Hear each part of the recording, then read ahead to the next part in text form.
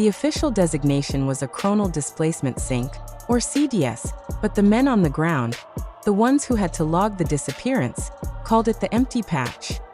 They had been monitoring the coordinates, N43.1189, W70.7834, deep within the oldest sector of April Woods, for 72 consecutive weeks.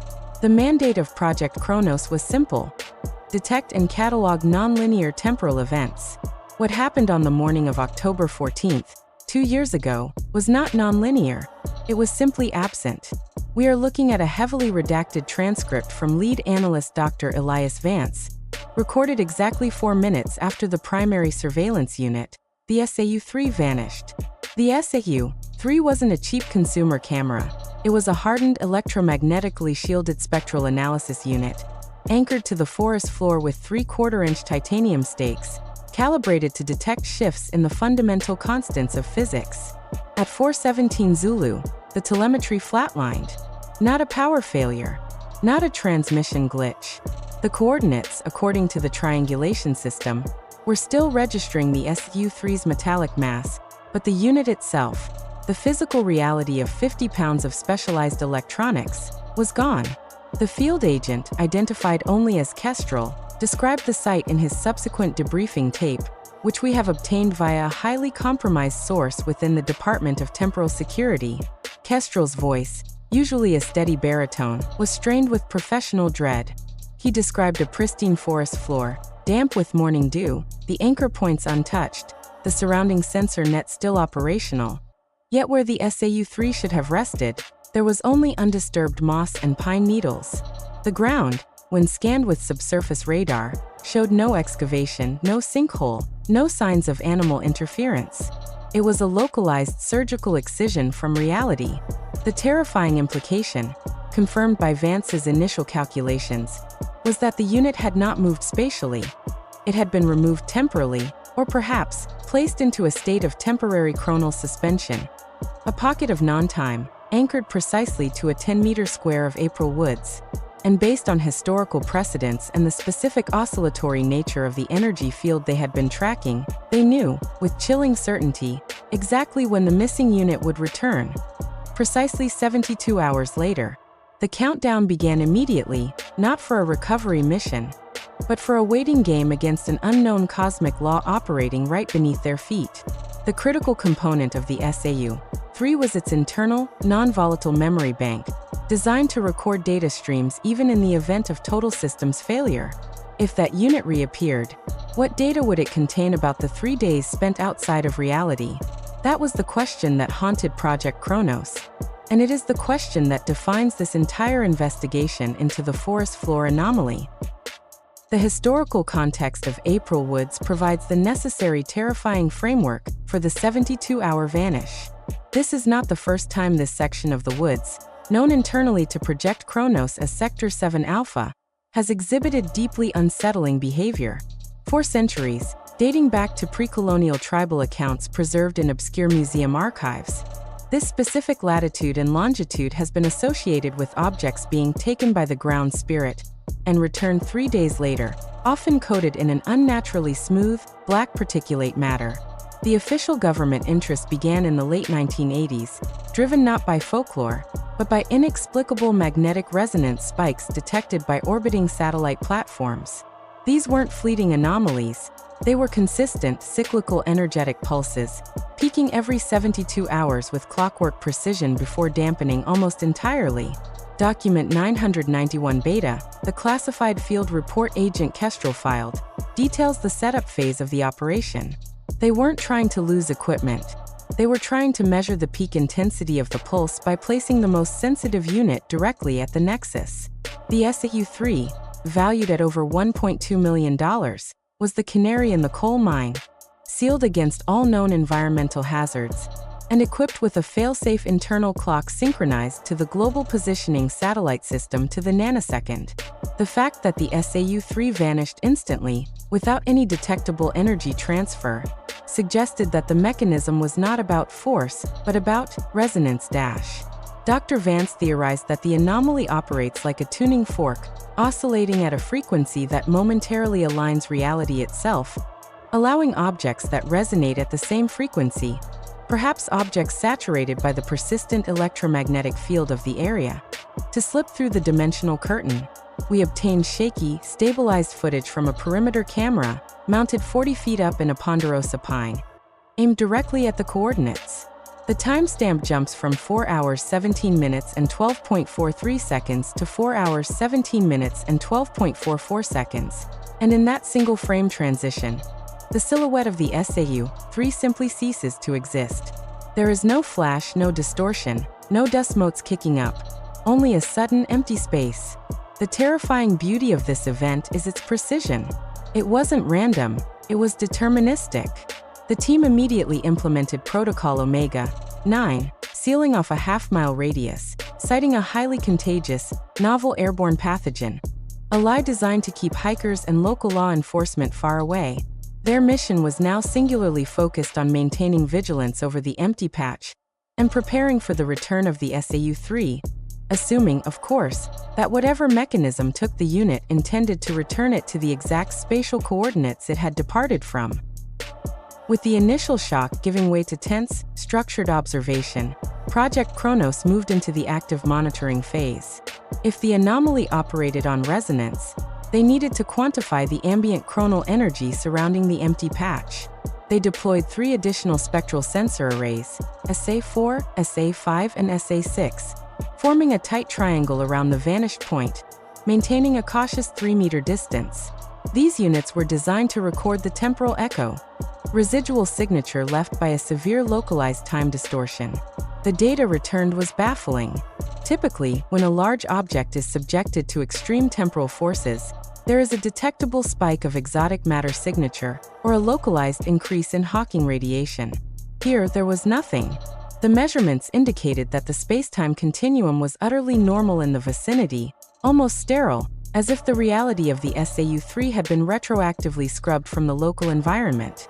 Dr. Vance, scrutinizing the live feed in the mobile command center, a heavily armored semi-trailer parked 3 miles away, ordered the first controlled test.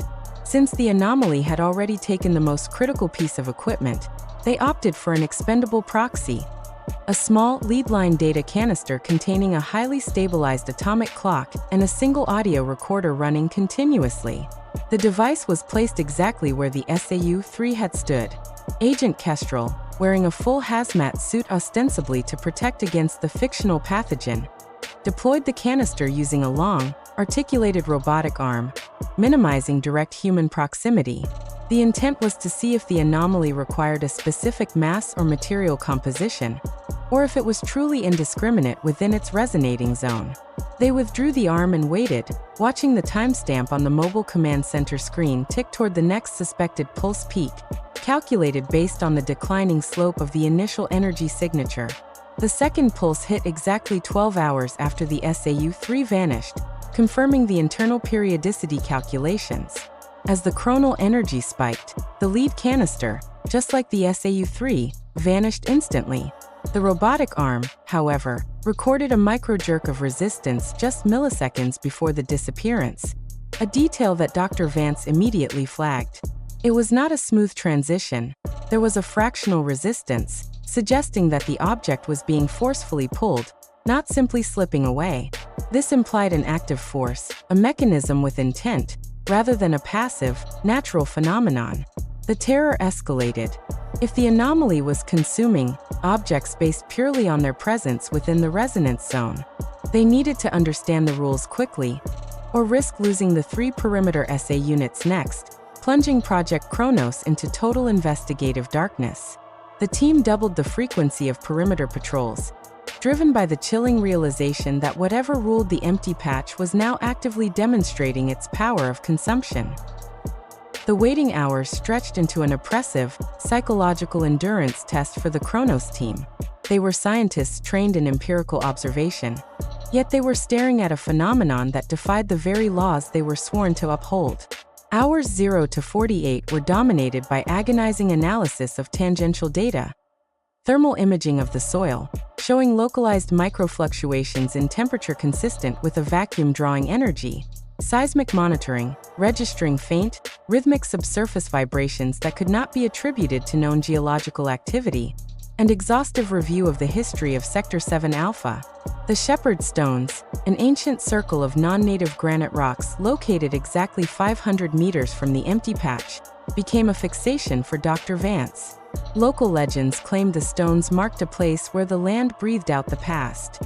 Historical records showed sporadic reports of misidentified artifacts appearing near the stones, ranging from Civil War-era buttons to strangely forged bronze implements that metallurgical analysis dated to the 16th century, yet showed no signs of environmental decay. These items, usually found exactly 72 hours after local disappearance reports, suggested that the forest floor anomaly might be less about destruction and more about displacement, a temporary storage or transfer mechanism. But where, or more accurately, when were the missing objects being held? Agent Kestrel, responsible for maintaining the perimeter integrity, documented his mounting paranoia in his mandated daily field notes. He reported intermittent auditory hallucinations near the boundary line, a low mechanical hum that only he seemed able to register, and the faint scent of ozone despite the absence of any electrical discharge. His notes reveal the immense pressure. We are treating this like a scientific event, but every instinct screams that we are standing on the threshold of something predatory. The woods are silent tonight. Too silent. It's waiting for the window to open again. The stress was palpable. The team began arguing over minor protocol deviations. Sleep cycles were erratic. The primary fear was simple. The SAU-3 was expensive and sensitive, but the data it held was potentially world-altering. If it returned damaged, contaminated, or empty, the entire highly classified project would be jeopardized. The secondary, deeper fear, which they dared not vocalize in the command center, was that the SAU-3 might return with company dash. They prepared decontamination protocols for unknown biological, chemical, and temporal contamination. 3 layers of defense against whatever entity, environment, or past time period had held their Sentinel unit captive for 3 days. The anticipation was building like a pressure vessel approaching catastrophic failure, knowing that the next 24 hours would either confirm their worst fears or provide the crucial data needed to finally understand the terrifying persistence of the April Woods anomaly. The final hours before the calculated return window were marked by agonizing, absolute stillness. The ambient energy readings had bottomed out, creating the sterile reality buffer that characterized the interpulse phase. The team moved into high alert, donning level of protective gear, sealing the entire area into a monitored contamination zone. They positioned high-speed thermal cameras and microspectral analyzers aimed precisely at the coordinates, programmed to capture the exact moment of reappearance, which, based on the anomaly's observed precision, should occur at 4 hours 17 minutes and 12.43 seconds Zulu, 3 days after the unit had departed. The air in the command center was thick with expectation and suppressed terror, every clock synchronized to the millisecond. Dr. Vance, his face illuminated by the green glow of the sensor readouts, whispered a single command: "We capture everything, regardless of condition." As the countdown hit the final minute, Agent Kestrel, observing from a reinforced bunker 100 meters away, reported seeing a faint, localized shimmer, like heat haze, directly above the empty patch, even though the ambient temperature was near freezing. It was the first visual indication that something was preparing to enter their reality. 10 seconds. 5, 4, 3. The chronal energy meters, which had been flatlined for 72 hours, suddenly jumped off the scale, registering an impossible energy signature, a spike that momentarily overloaded the sensitive equipment. 2, 1. And then, with a wet, heavy thud, the SAU-3 reappeared. It was instantaneous, violent, and messy. The unit slammed down, embedding itself half an inch into the moss, displacing the pine needles with force. The surrounding SA units recorded not a transition, but an impact. The moment of reappearance was accompanied by a subsonic boom, a sound Kestrel later described as the sound of a door being slammed across dimensions. The unit was physically damaged. The protective casing was severely scuffed, The titanium stakes were bent inwards, and parts of the exterior surface were coated in that smooth, black particulate matter referenced in the historical accounts. But it was their dash. The mission shifted instantly from observation to retrieval. But the ethical cost of this knowledge, gained through subjecting technology to an unknown, possibly hostile dimension for 72 hours, weighed heavily on the command team. We seek truth, but when the truth costs 3 days of sanity and returns an object that defies physics, is that trade justified? We invite you, the viewer, to share your opinion in the comments below. If you had the power to investigate an anomaly that guaranteed the return of your tools, but altered them fundamentally, would you proceed? For Project Chronos, the answer was yes. They approached the object with extreme caution, deploying the robotic arm once more, fitting the massive unit with shielded clamps, and slowly transporting it back to the mobile lab for analysis of its priceless, terrifying contents. The SAU-3 was back, but the question remained: what exactly had returned with it? The analysis of the recovered SAU-3, designated specimen R1, became the new operational focus. The external damage was immediately concerning. Microscopic examination revealed pitting and erosion inconsistent with terrestrial weathering. The metallic surface seemed to have been subjected to extreme heat and pressure, yet only on the exterior layer, suggesting a very rapid, non-uniform exposure. More disturbing was the black particulate matter clinging to the casing. Chemical analysis showed it was composed primarily of silicon, oxygen, and trace elements not found naturally in the regional geology of April Woods. Elements that match the spectral signature of certain unstable isotopes generated only in highly energetic, controlled fusion environments, or perhaps, extreme gravitational fields. This implied that wherever the SAU-3 had spent 72 hours, it was not merely a void, but a place of incredible physical volatility. The real prize, however, was the internal memory bank. Despite the violent reappearance, the hardened data core remained intact. Technicians worked frantically, bypassing the damaged external ports and extracting the non-volatile memory chips. The chip contained 72 hours of uninterrupted telemetry, spectral recordings, and internal camera footage. The initial playback was confounding. The integrated camera, which should have recorded 72 hours of the anomaly's internal environment, showed nothing remotely familiar. It was not darkness, which would imply a simple absence of light, but a visual field defined by impossibly sharp, non-Euclidean angles and constantly shifting colors that hurt the eyes to watch. One technician noted that the visual data contained patterns that defied conventional optics, surfaces that should be three-dimensional behaving as five-dimensional geometry. The spectral analysis data was even more chaotic. It registered extreme levels of background energy, not electromagnetic, but a force signature they tentatively labeled chronal friction. This friction indicated massive displacement against the grain of time itself. The internal atomic clock provided the final, chilling piece of physical evidence. When the SAU-3 reappeared, the internal clock registered a temporal drift of 0.78 seconds, backward, relative to the synchronized GPS time. The unit had returned 72 hours later, yet chronometrically, it had experienced a slight regression. The implication was profound. The anomaly was not merely a pocket of suspended time, but perhaps a mechanism for temporary chronal reversal, a slight hiccup in the universal timeline. The raw data filled 3 terabytes, but one single component of the recording became the focus of their paralyzing fear: the audio track. The SAU-3 was equipped with an external omnidirectional microphone designed to record ambient noise, and for 72 hours it had recorded sound. The audio track, once isolated and run through multiple layers of noise cancellation and spectral enhancement, revealed a horror far deeper than mere physical damage. For the first 2 hours of the recording, there was only the hiss of static and the internal cooling fans of the unit. But then, as the SAU-3 clearly entered the core environment of the chronal displacement sink, a sound began to register. It was not a natural sound. It was a rhythmic, incredibly fast ticking or clicking, reminiscent of insect mandibles striking stone, but overlaid with a deep, resonant frequency that vibrated the very air in the lab. Dr. Vance theorized it could be the sound of the space-time fabric collapsing and reforming, the sound of chronal friction.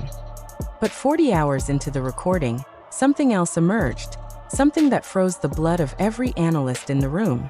A voice. It was faint, heavily distorted by the pervasive clicks and the temporal interference, but undeniably structured. It was a rhythmic, chanting whisper, repeating the same phrase over and over. Linguists from a highly specialized, covert military group were immediately brought in. Their initial assessment was catastrophic. The language was an unknown isolate, displaying grammatical structures that bore resemblance to certain extinct pre-Columbian dialects found only in remote Amazonian basin tribes, mixed with tonal inflections that seemed completely inorganic, almost synthetic. The linguistic team worked on the phrase for days, eventually managing to isolate and reconstruct 4 distinct, repeatable syllables. Vyk, nil, ta, kai, the reconstructed meaning, a tentative and deeply unsettling translation, suggested a functional phrase, perhaps a descriptor or a command. The interval of 3 sleeps holds the observer. The word Vyk was a pre-Incan term for a mandatory, ritualized 3-day fasting period. The connection was too precise to be coincidence. This suggested that whatever mechanism controlled the 72-hour cycle was not merely a random natural function, but a programmed, intentional, or perhaps even observed event. The voice, according to the spectral analysis, did not originate from a human larynx. The frequency range and the accompanying resonant pitch suggested a being or source far larger, or entirely non-biological.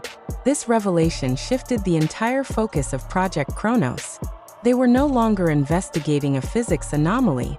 They were investigating a communication channel. The empty patch was not a gap, it was a recipient. And now, they had evidence that something had spoken into the microphone, something that recognized the presence of an observer, and timed its message precisely to the 72-hour interval.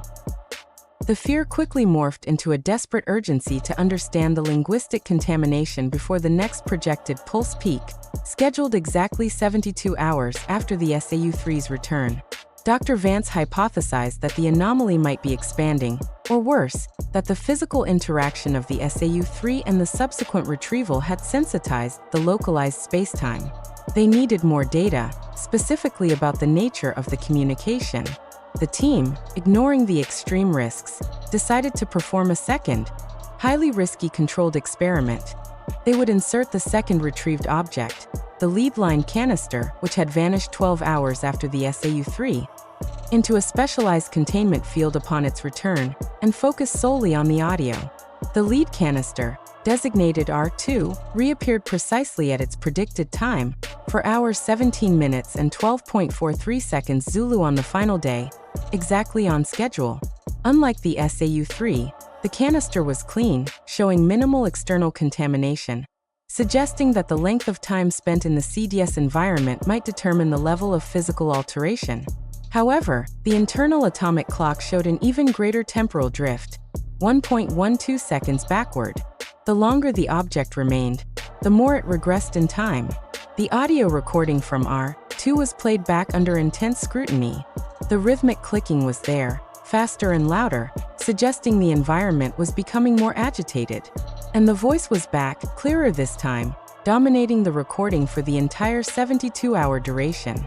But the language was different.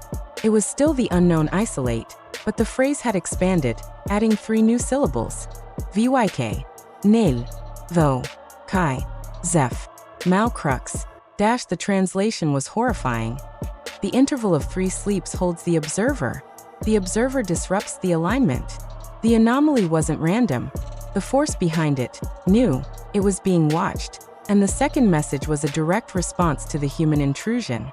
The crisis escalated when the geophysics team reported that the low, rhythmic seismic vibrations surrounding the empty patch had increased in amplitude by nearly 300% since the reappearance of R2. The zone was destabilizing. The controlled interaction, the repeated observation and retrieval, was actively provoking the mechanism that governed the 72-hour cycle. Dr. Vance issued an immediate, irrevocable order, Protocol Delta Zero. Total, sealed quarantine of Sector 7 Alpha. All equipment, including the perimeter sensor nets, were to be left in place. Project Chronos was to withdraw completely, leaving the anomaly undisturbed. The terrifying reality dawned. They had managed to anger the woods. The final act of Project Chronos was the execution of Protocol Delta Zero. Total abandonment and non-interaction. The team worked under immense psychological duress to safely retrieve the data from the remaining perimeter sensors before pulling back 3 miles to a new, secondary observation post. They left behind millions of dollars of sophisticated equipment, willingly sacrificing it to prevent further agitation of the Chronos sink. The perimeter cameras, however, continued to transmit, providing a silent, terrifying window into the empty patch. The footage recorded over the subsequent 72 hours, the interval leading up to the next predicted pulse, is archived under the classification echo tapes. The echo tapes show nothing extraordinary during the first 2 days, just the undisturbed moss, the occasional deer, and the constant, subtle thermal fluctuations detected by the abandoned sensors. But in the final 4 hours, the atmosphere changed profoundly. The light quality around the 10-meter patch began to shift, becoming abnormally dense and yellow, defying the position of the sun. The forest fauna, usually active at dusk, completely vanished. Even the insects ceased their buzzing. The seismic sensors reported a continuous, low-frequency tremor that vibrated the entire local grid. Then, 17 minutes before the next predicted pulse, the empty patch began to distort visually. It wasn't a shimmer or a haze. It was a refraction of light that suggested the air itself had become radically dense, like looking through thick, hot oil. The patch appeared to breathe, expanding and contracting slightly, almost imperceptibly. The team, watching from miles away, recognized the signature. The anomaly was preparing for another, possibly much larger, event. The most chilling detail came from the audio channel of an abandoned SA unit. Just seconds before the pulse was due, the faint whispering returned, amplified by the increasing energy. But this time, it was not the foreign language. It was English. Clear, calm, and terrifyingly close. The voice said simply, "You shouldn't have listened." Then the predicted pulse hit. Instead of a localized absorption, this pulse was an outward burst of energy. All abandoned sensors instantly flatlined, not from failure, but from being utterly vaporized by the force of the chronal discharge. The distortion disappeared, leaving behind a perfectly normal, empty patch of forest floor, now scorched slightly around the perimeter. The woods had reset, but the message was clear. The mechanism was sentient, protective, and fully aware of the surveillance. The aftermath of the major chronal discharge required a complete reevaluation of Project Chronos's mission parameters. The focus shifted from investigation to total containment and disinformation. The final report, Document 77 Theta, stamped, Eyes Only, Presidential Authority, concluded that the April Woods forest floor anomaly represented an active, potentially hostile interface with an unknown dimension or temporal layer. The repeated interaction, coupled with the linguistic response, confirmed intentionality behind the 72-hour cycle. The most unsettling realization was derived from the temporal drift data. If the objects that remained longer regressed further in time, then the anomaly wasn't just a transport service.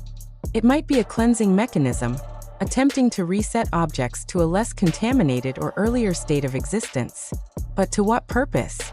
The linguists struggled endlessly with the final English phrase captured just before the discharge. "You shouldn't have listened." This suggested that the anomaly's mechanism was fundamentally passive until the internal data, the sound, was retrieved and analyzed. Listening to the sound of the 3 sleeps was the true violation. The government moved quickly to seal Sector 7 Alpha completely, disguising the area as a highly restricted environmental testing site. They deployed a low-frequency, persistent acoustic dampening field across the coordinates, designed to mask any future sonic transmissions emanating from the empty patch, effectively blindfolding the anomaly itself.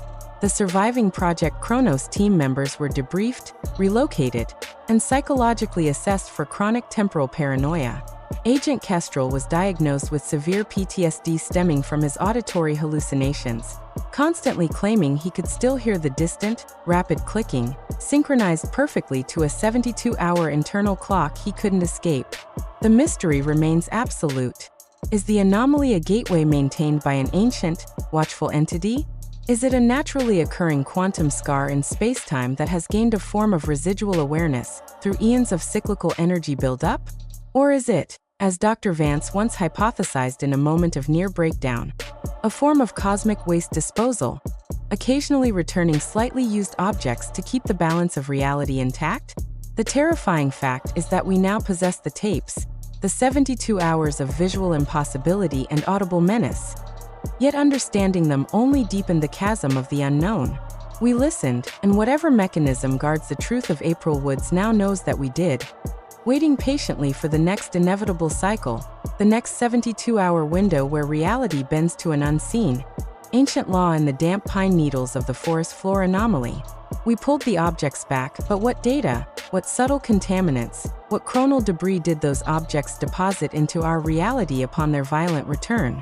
That is the terrifying question we are left with as the empty patch remains perpetually silent, perpetually waiting, in the deep heart of April Woods.